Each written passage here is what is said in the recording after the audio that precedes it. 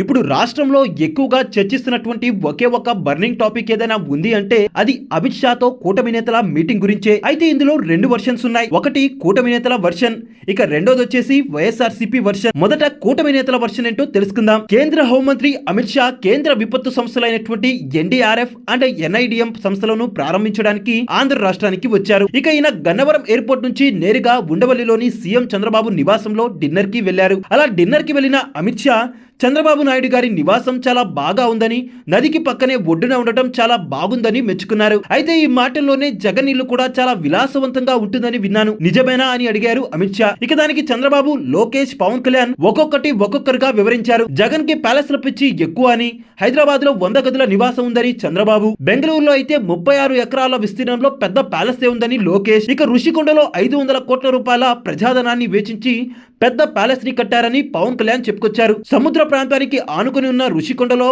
ఇటువంటి నిర్మాణం చేపట్టినందుకు గాను నేషనల్ గ్రీన్ ట్రిబ్యునల్ 200 కోట్ల రూపాయల జరిమానా విధించిందని పవన్ కళ్యాణ్ చెప్పుకొచ్చారు.